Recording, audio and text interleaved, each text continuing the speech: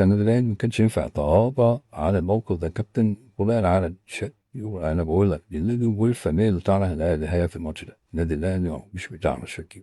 تمام. النادي الاهلي بتاع لوايح. تمام. انا سبت الساعه عنده سنة حبيب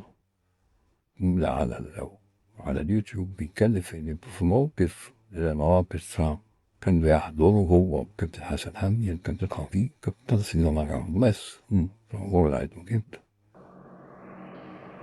فالكلام اللي كان بيتقال الكلام اللي كان بيدور النادي الاهلي كان معاه حقه وكل حاجه وفي الاخر خدوا طبعا. انما الكلام اللي اتقال الجمله اللي اتقالت لافت ان بترشد الانتباه انه الطرف الثاني اللي كان عاوز ساجد له وكان عامل مشاكل كان ورقه مش مظبوط وملعوب فيه. كان كلام كان توهيق كده حسن حمدي ان النادي ده ما يحصلش مشاكل. فتشوف النادي الاهلي مش بتاع مشاكل. مش بتاع مشاكل. النادي الاهلي عايز يمشي صح بس. بس مش عايز حاجه تاني. وهو مش انا هسأل سؤال. هو الدوري النادي الاهلي لو السنه دي ما خدوش هيحصل ما كانش كده في تاريخه يعني. بس يكون مؤتمر كان بيزعل جدا. سيدي ما هو هيزعل ما احنا عارفين. انما انا بتكلم في انه طب ما احنا من 3 سنين ما حدش الدوري سنتين صح مش كده؟ هل النادي وقع مثلا ولا حصل مشاكل؟ ده السؤالات انه لا انا عايزين الامور تمشي صح. انت كلمتني وقلت لي فيه حكام اجانب رحت كلمت الاتحاد طب راضي الاتحاد ما بيردش على السنه الاهلي ليه؟ عشان كان في اجتماع حاصل التموين كان اجتماع يحصل يوم الجاي والزمالك وطلع الاتحاد الكره المصريه عندنا في الدول ده ولا التنظيم مش عارف في الزمالك بعيد ده هو ما يقدرش يقول اللي خليه ابو كون كان يعمله.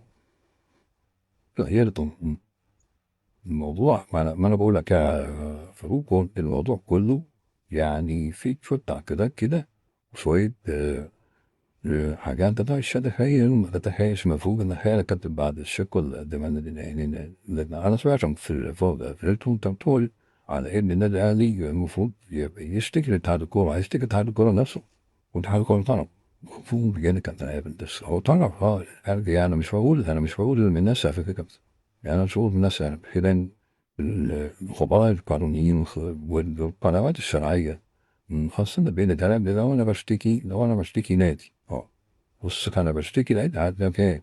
انا بشتكي ان الاتحاد نفسه بشتكي ان الاتحاد نفسه فيه اعلى منه اللي هو بيدير. يبقى انا لو حاجه على دولي لا. انا يوجد هذا الدماغ ده جوله البيئه المصريه هي المسؤوله عن الاتحادات. هم كلامك صح هي المسؤوله عن الاتحادات في مصر وهي اللي بتدير الاتحادات في مصر.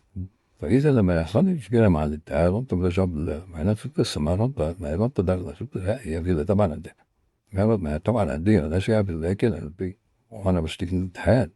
انا بشتكي ان يحاس نفسه دي لما دخل الرابطه علشان التواصل اللي حصل وحصل فيه لبش او حصل فيه سوء تفاهم متعمد غير متعمد غير اللي يحاول النظر في البيان الخاص بالنادي الاهلي بالارتباط بالاراء الاجنبيه بنفس البيان برضه مثل موظف واحد بص كده برضه بيان رد يعني بأن الارتباط بالآراء الأجنبية هل ممكن يكون في تواصل حصل ما بين النادي الأهلي والارتباط ما اعرفش الارتباط حاجة زي كده أصلا هو في الآخر لازم حد في الآخر في مشكلة بين الاثنين قائمة في حد كبير فيهم في حد كبير عليهم هما الاثنين لازم يقعوا فالحكم والتكبير هيمشي على الاثنين مش الموضوع منتهي.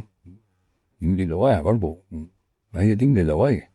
وهي دي لما انا هتصيب لسينا وصدى وبعدين في وسط اللوائح بيتحدد مين اللي نلجأ له عشان نتكلم معاه تمام. طلعنا نلجأ له عشان نتكلم معاه في اللوائح بتقول الاتحاد الافضل لك بيبين بخصوص الحكم السعودي او الحكم السعودي من خلال الناحيه اللي انا طبعا طلعت عليها هلا كابتن ما ينفعش ان انا مدام اعلن ده الحكم قبلها بيوم ان انا اغير في حكم. يمكن برضه هتبقى صعبه جدا. كان الزمالك ساعتها هيعترض على طول والنادي مش هيعترض في كل هو مستني الموضوع ده. طب هو مستني يعني شوف الكعاني بيتعبوا زي بالظبط. لا هو مستني عندهم هم يعني 3 أسابيع مش كام شو يشتغلوا بيسمحوا بينطوا وبعدين بيانات وعملوا وضموا بيعفوا. لا الموضوع مش سهل يا معقولة. هنا لازم نشوف الموضوع بزوايا تانية. يعني هنا